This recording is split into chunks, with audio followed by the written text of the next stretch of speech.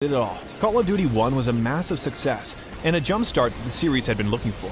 While the series went on to deviate from its formula, it originally started as a World War game, and it chose to keep that pacing for a long while. In fact, if people hadn't got tired of World War games, Modern Warfare would have never happened.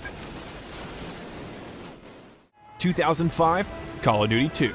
Call of Duty 2 was the long-awaited sequel that everyone wanted at the time, and what a game it was. The one thing that separated it from the competition was the amazing cast of voice actors that made this game a staple in the industry.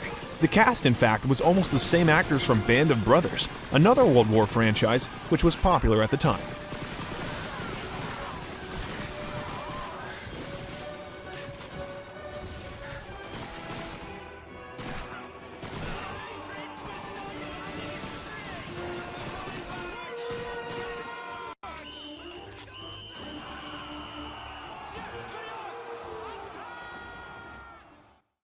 In 2006, Call of Duty 3. Call of Duty 3 was one of the most fantastic additions to the franchise, and the fact that it was made only in 3 months is a testament to Treyarch's ability as game developers. However, when it came to publishing the game, Activision did make a very weird creative decision. Call of Duty 3 was released in France as Call of Duty 3 En Marche vers Paris, which translates to On the Way to Paris.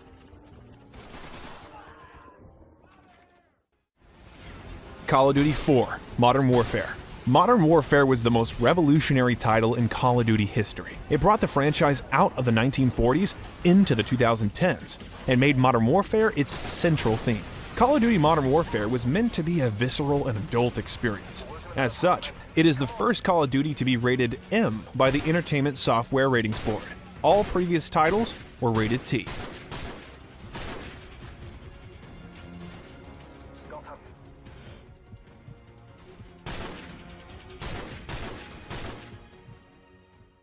Call of Duty World at War was a return to the World War era, and it brings a couple of references with it. This game features references to some famous fictional film privates. In the opening mission, you see Private Pyle, who was a main character in Full Metal Jacket, 1987.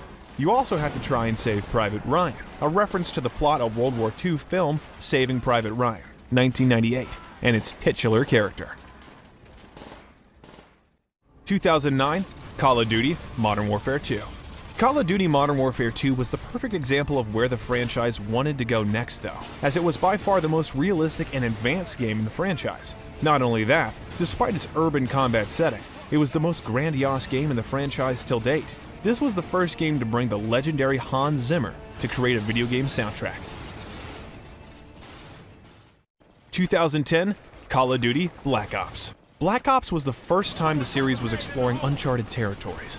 However, their experimentation paid off as within 24 hours of going on sale, Call of Duty Black Ops sold more than 5.6 million copies in the US and UK, breaking the record set by its predecessor, Call of Duty Modern Warfare 2, 2009, and making it the largest entertainment launch in history.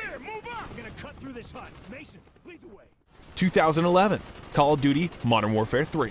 Modern Warfare 3 was the end of the Modern Warfare saga at the time, and boy was it a conclusion worth waiting for. The game also had one of the most ambiguous endings in the series, as it is speculated that Captain Price died from his wounds after killing Makarov. That is because of the fade out of the POV at the very end resembles death. 2012, Call of Duty Black Ops 2. While Black Ops 2 was a phenomenal, absolute record-breaking game, there was one thing that they did mess up, and it was something that eventually ended up costing them too. The character Manuel Noriega is actually a real person.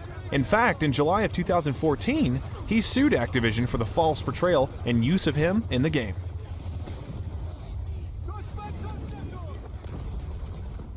In 2013, Call of Duty Ghosts. Unlike most of the games in the franchise, Call of Duty Ghosts was one of the biggest mistakes in Activision history. Aside from being one of the least selling games in the Call of Duty game launches, it was also slated to have a sequel which was cancelled due to how poorly received the game was.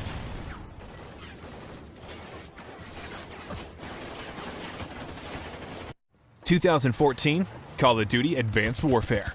Most of the time, video games hire popular actors for their faces and then get a voice actor to do the work for the game. However, Advanced Warfare took the heavy route. Almost every single player character's physical appearance is based on their real-life voice actor. making it some of the most authentic acting in gaming. –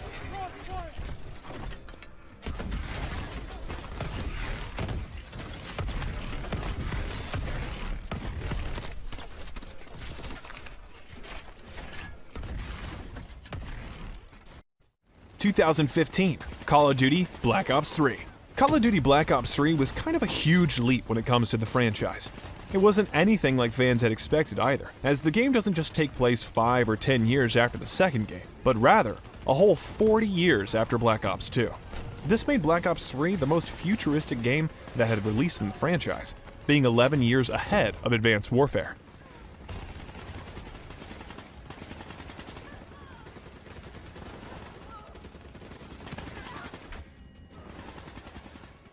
2016, Call of Duty Infinite Warfare.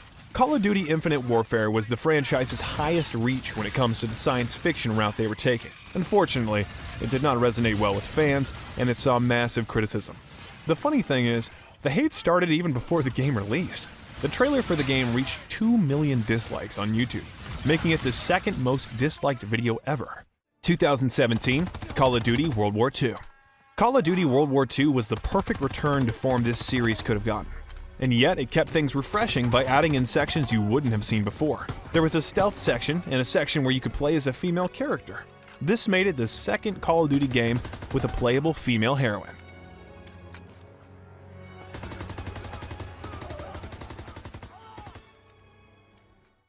– 2018, Call of Duty Black Ops 4. Call of Duty Black Ops 4 was a weird one, and honestly one of the most unlikely things to ever happen to the franchise. First off, this was the very first game featuring a Battle Royale mode in Call of Duty history. Along with that, this was also the first Call of Duty game to not feature a single-player campaign, missing out on the massive audience which bought these games for their blockbuster stories.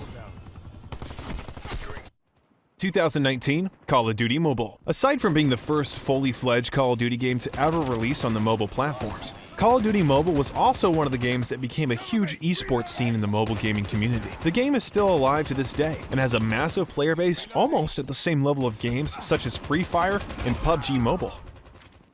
If you're a fan of Call of Duty, Modern Warfare 2019 was probably a breath of fresh air that you desperately wanted. It's a soft reboot of the game, and it was confirmed at the very end of the game at the moment when Price decides to dub his private unit as Task Force 141. This was the name of the main task force led by Captain Price in the original Modern Warfare trilogy, from 2007 to 2011. 2020, Call of Duty Warzone. While at launch it definitely felt like Infinity Ward and Raven Software just decided to scrape together a battle royale because it was popular at the time, the development of Warzone started in 2017 under the name Magma, after Infinity Ward and Raven Software witnessed the rise in popularity of PlayerUnknown's Battlegrounds. The mode was originally set in Kabul, Afghanistan, before the studios settled with Verdansk. –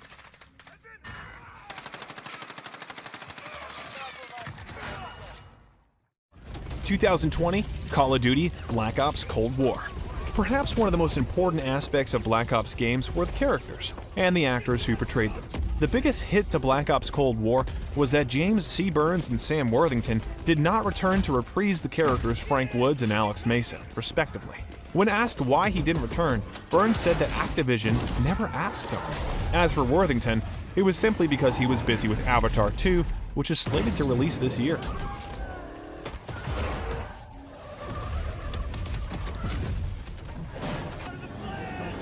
2021, Call of Duty Vanguard. Call of Duty Vanguard is the latest installment in the franchise, and while it did see decent success, it is considered mainly a failure compared to games such as Modern Warfare 2019. However, it doesn't fail in keeping up the continuity of the Call of Duty franchise. In the mission Numa Numa Trail, you are rescued by the 93rd Infantry Division. One of the troops in the 93rd is named Lewis Howard. Lewis's brother, Major Howard, is in Call of Duty World War II. Lewis says a line of dialogue confirming this.